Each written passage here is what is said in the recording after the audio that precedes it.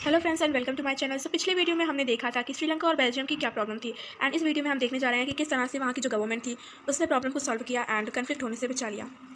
आइए देखते हैं। अगर हम बात करें श्रीलंका की, तो श्रीलंका को इंडिपेंडेंस मिली थी 1948 में, मतलब कि इंडिया को इंडिपेंडेंस मिलने के 1 साल बाद।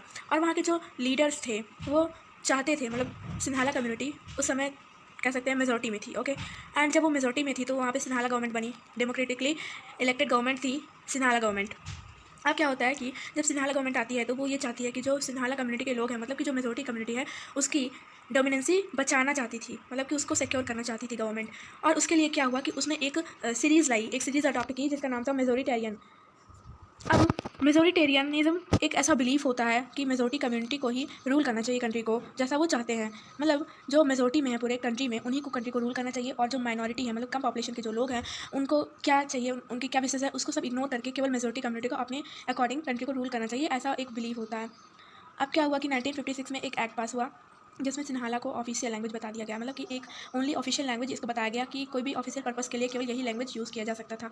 अब क्या होता है कि और तो और जो सिन्हाला कम्युनिटी के लोग थे उनको यूनिवर्सिटी पोजीशन और गवर्नमेंट जॉब में भी उनको पोजीशन मिलने लगी, मतलब कि उनको आगे रखा जाने लगा। और जो माइनॉरिटी थे उनको उतने ज़्यादा जो है कह सकते हैं सेलेक्ट होने का, पार्ट लेने का उनको ज़्यादा प्रीफर नहीं किया जाता था।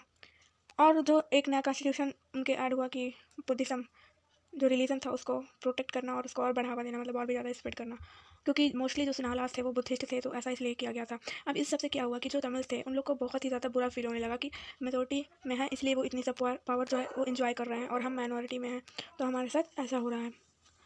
अब क्या होता है कि उनको लगने लगा कि जैसे गवर्नमेंट उनके साथ डिस्क्रिमिनेशन कर रही है, जॉब और जितनी भी अपॉर्चुनिटी है उन उस सब को लेकर गवर्नमेंट उनको उनका राइट नहीं दे रही है।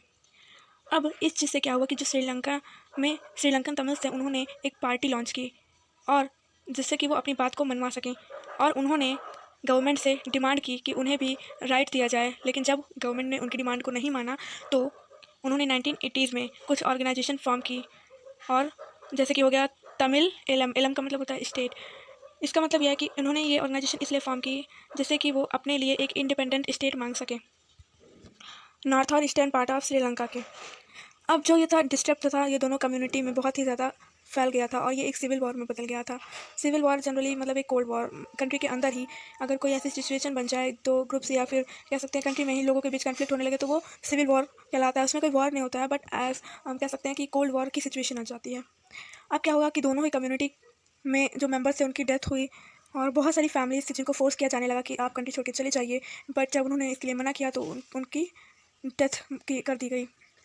पहले क्या था कि श्रीलंका में बहुत ही अच्छा रिकॉर्ड था इकोनॉमिक डेवलपमेंट, एजुकेशन और हेल्थ का, लेकिन ये सब होने के बाद वो बहुत ही ज़्यादा मतलब बुरा हो गया उस कंट्री के लिए, क्योंकि पहले जो कंट्री इतना अच्छा था अब बहुत ही ज़्यादा उसका मतलब कह सकते हैं कि बहुत ही बुरा इफेक्ट पड़ा सभी कंट्रीज़ पे। ओके, सो ये थी श्रीलंका के बारे में कि वहाँ पे कैसे लीडर्स ने डील किया सिचुएशन से। अब बात आती है बेल्जियम की। तो बेल्जियम में एकोमोडेशन पॉलिसी लाई गई। बेल्जियम के जो लीडर्स थे उन्होंने एक डिफरेंट पाथ लिया, जिससे कि क्या हो कि कंट्री में बिल्कुल भी कन्फ्लिक्ट ना हो ग्रुप्स के बीच में, सोशल ग्रुप्स के बीच में। एंड उन्होंने जो मतलब कल्चर, डिफरेंट कल्चर के लोग वहाँ थे, डिफरेंट रिलीजन के लोग थे, तो उस डिफरेंस को समझा, और 1970 से 1993 के विचार पर उन्होंने अपने कॉन्स्टिट्यूशन में चेंजेस किए, जिससे कि सबको एक अच्छा आउटपुट मिल सके और वो पीसफुली एक कंट्री में रह सकें, सेम कंट्री में। अब क्या होता है कि इनका जो वर्क था ये बहुत ही ज़्यादा इनोवेटिव था, बहुत ही ज़्यादा अच्छा था। इस बेल्जियन मॉडल में ये था, पहला तो ये था कि कॉन्स्टिट्यूशन में ये बता दिया गया था कि जो डच स्पीकिंग और जो फ्रेंच स्पीकिंग मिनिस्टर्स रहेंगे सेंट्रल गवर्नमेंट में, उनकी जो कह सकते हैं संख्या रहेगी वो इक्वल रहेगी। फॉर एग्जांपल अगर 100 मेंबर्स हैं तो उसमें से 50 डच के रहेंगे, 50 फ्रेंच के रहेंगे। कोई भी स्पेशल अगर रूल पास करना होगा तो उसमें दोनों ही ग्रुप में मेजोरिटी मेंबर्स की परमिशन चाहिए होगी, जिससे कि लॉ को पास किया जा सके। कोई भी सिंगल कम्युनिटी का जो है मेंबर या फिर मेजोरिटी में ही हो, वो ग्रुप को मतलब किसी भी लॉ को पास नहीं कर सकता, कोई भी डिसीजन नहीं बना सकता। और सेकेंडली क्या था कि बहुत सारी जो पावर्स थी सेंट्रल गवर्नमेंट की वो स्टेट गवर्नमेंट को भी दी गई। अब ऐसा नहीं था कि नोमिनियल पावर थी, स्टेट गवर्नमेंट जो थी वो सबॉर्डिनेट मतलब निर्धारित नहीं थी सेंट्रल गवर्नमेंट पे, इसलिए कह सकते हैं कि स्टेट गवर्नमेंट को भी पावर्स दी गई। अब ब्रसल्स में क्या था कि ब्रसल्स कैपिटल सिटी थी, वहाँ पे एक स्पेशल प्रॉब्लम थी, तो वहाँ पे एक सेपरेट गवर्नमेंट बनाई गई जहाँ पे दोनों ही कम्युनिटी का इक्वल रिप्रेजेंटेशन जो है एक्सेप्ट किया गया। जो फ्रेंच स्पीकिंग पीपल थे उन्होंने इक्वल रिप्रेजेंटेशन ब्रसल्स में एक्सेप्ट कर लिया डच स्पीकिंग कम्युनिटी का, क्योंकि जो डच स्पीकिंग कम्युनिटी थी जो कि पूरे ओवरऑल कंट्री में मेजोरिटी में थी, उसने भी फ्रेंच स्पीकिंग जो मिनिस्टर्स थे उनका सेंट्रल गवर्नमेंट में इक्वल रिप्रेजेंटेशन एक्सेप्ट किया था।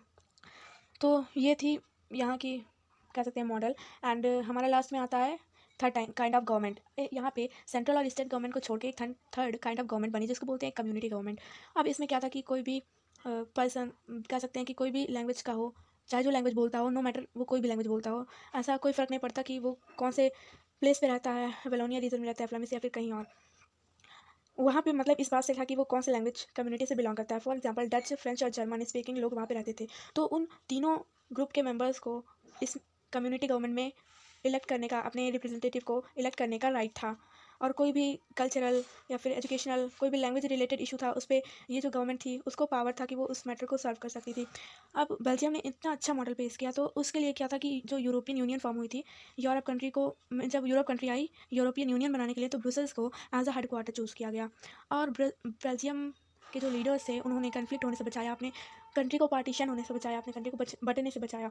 तो हम यहाँ देख सकते हैं कि पावर शेयरिंग की कितनी ज़्यादा नीड है। अब हम नेक्स्ट वीडियो में देखेंगे कि पावर शेयरिंग डिज़ायरेबल क्यों है। इसके 2 रीजंस हैं जो कि हम नेक्स्ट वीडियो में डिस्कस करेंगे। तब तक के लिए थैंक यू सो मच।